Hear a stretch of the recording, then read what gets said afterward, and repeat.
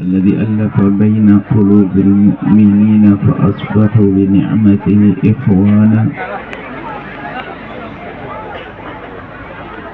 وصلاة الله وسلامه على الرسول الكريم المبعوث رحمة للعالمين حبيبنا سيدنا محمد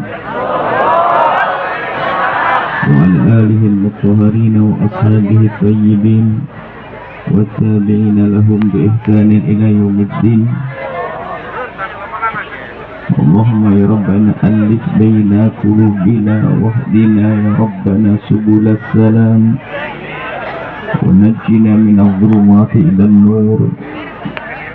أعنا يا ربنا على تطهير قلوبنا. اللهم يا ربنا إنا نعوذ بك من الحقد والكبر والرياء والعجب وحب الدنيا. اجعلنا يا ربنا من المتحابين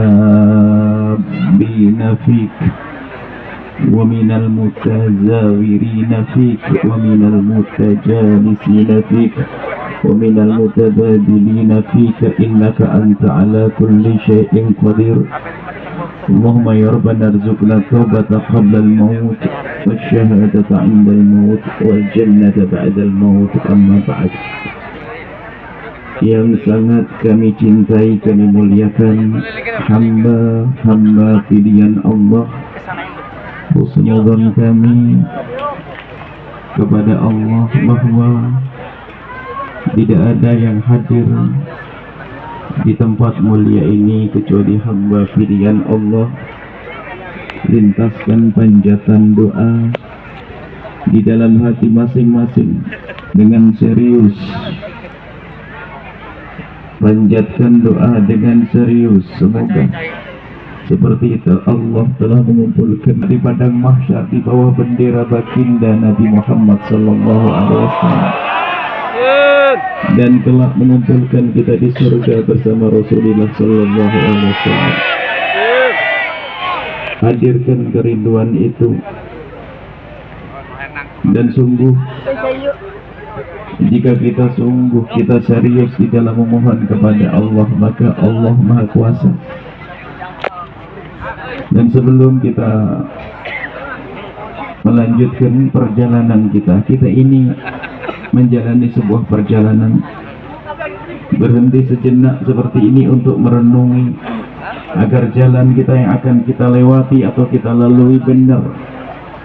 Kita merenung saat ini dalam pertemuan singkat ini agar benar hidup kita di esok hari, di minggu yang akan datang, di tahun yang akan datang, agar hidup kita semakin baik. Maka mari kita merenung saat ini.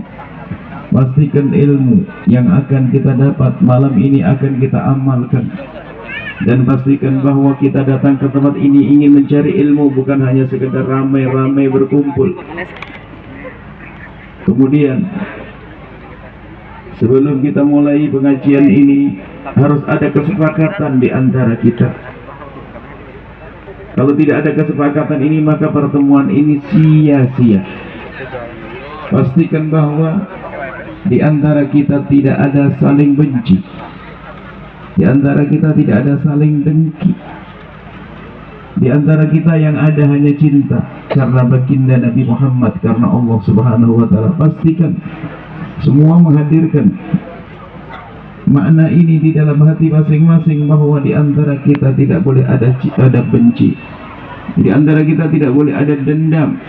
Sebab kalau di hati kita ada benci, maka ilmu tidak akan bisa pindah dari siapapun. Biarpun seandainya seseorang itu belajar dengan seorang nabi, paling hebatnya nabi, paling bagusnya nabi, yaitu baginda Nabi Muhammad SAW, akan tapi jika di dalam hatinya tidak ada kecintaan, tapi adanya hanya dengki, maka sesungguhnya dia tidak akan dapatkan ilmu. Seperti contoh pada zaman dulu adalah Abu Jahal. Abu Jahal adalah bukan orang yang tidak pandai, dia pandai dan dia selalu melihat Nabi, dia hadir di majelis Nabi, dia kumpul dengan Nabi. Akan tapi ternyata hatinya kotor dengan baginda Nabi. Ada dengki tersembunyi di dalam hati Abu Jahal. Maka biarpun dia menghafal ilmu dari baginda Nabi, ilmunya tidak menjadikan dia mulia, bahkan menjadi sebab Abu Jahal manusia terendah. Maka pastikan kita tidak ada benci di antara kita, yang ada hanya cinta. Dan itu yang harus kita bangun dalam hidup kita. Kita merayakan kemerdekaan negeri kita, Republik Indonesia yang ke-78. Merayakan apa? Merayakan kemerdekaan. Dan sudahkah kita paham makna merdeka? Merdeka itu di saat kita tidak diperbudak. Untuk menjadikan diri kita itu tidak diperbudak, kita harus tahu dong, diperbudak oleh siapa. Jika pada zaman dahulu kakek moyang kita berjuang membebaskan bangsa kita ini dari diperbudak para penjajah waktu itu, karena mereka menjajah tanpa berperi kemanusiaan, mereka dengan kezaliman mereka, sewenang-wenang, penindasan dan seterusnya, maka mereka berjuang dan berjuang. Pahlawan-pahlawan kita berjuang untuk memerdekakan bangsa ini, sehingga untuk anak keturunan beliau-beliau ini akan tetap hidup dalam kemerdekaan, tidak dalam ketertindasan dan dalam kezaliman. Mereka berjuang karena mengerti penindasannya dalam bentuk apa, musuhnya kayak apa, kezaliman, perbudakan bentuk apa. Mereka sadar, makanya berjuang seperti itu. Akan tapi zaman ini juga ada penjajahan-penjajahan baru yang harus kita sadari. Dan ini yang pernah diisyaratkan baginda Nabi. Anggap saja setelah 17 Agustus 1945, seperti halnya waktu perang Badar, merdeka menang, baginda Nabi bersama sahabat Nabi, Nabi berkata, Nabi bersabda kepada para sahabat, biarpun riwayat ini diperselisihkan oleh para ulama hadis, akan tapi makna dari riwayat ini sangat benar, yaitu Nabi mengucapkan, Nabi bersabda, raja'na minal jihadil azhari ila jihadil akbar. Kita saat ini keluar dari perang kecil menuju perang yang lebih dahsyat lagi. Para sahabat Nabi terkaget dengan ungkapan baginda Nabi. Perang Badar sedahsyat itu dikatakan perang kecil menuju perang yang lebih gede lagi. Lalu sahabat Nabi bertanya, perang yang besar itu perang apa? Nabi menjawab, jihadun nafsi, memerangi hawa nafsu yang ada dalam diri kita sendiri. Maka jangan sampai kemerdekaan yang Allah berikan kepada kita sebagai karunia agung yang seharusnya kita isi dengan syukur kepada Allah, menggunakan kesempatan sebaik-baiknya untuk mendekatkan diri kepada Allah, beribadah dengan tahta kita, beribadah dengan harta kita, beribadah dengan kesehatan kita. Akan tetapi karena telah dijajah oleh hawa nafsu, bisa jadi kita di dalam kemerdekaan telah menjadi budak hawa nafsu kita sendiri, sehingga kita sudah tidak merdeka lagi. Hidup kita sudah tidak enak karena dengan saudara pun berebut waris karena dia biasa menuruti hawa nafsunya. Dengan tetangga tidak tegur sapa karena mengiri dengki kepada keberhasilan tetangganya. Ustadz sama ustadz pun bermusuhan karena ada kedengkian yang tersembunyi dalam hatinya. Calon pejabat dalam pejabat bersaing bukan untuk bersaing yang sehat, tapi saling menjatuhkan dan merendahkan karena apa? Dikuasai oleh hawa nafsu. Tidak perlu menengok orang lain, kita semua punya dalam diri kita sendiri. Mari kita di majelis mulia ini belajar bagaimana kita menyadari begitu bahayanya hawa nafsu yang ada dalam diri kita.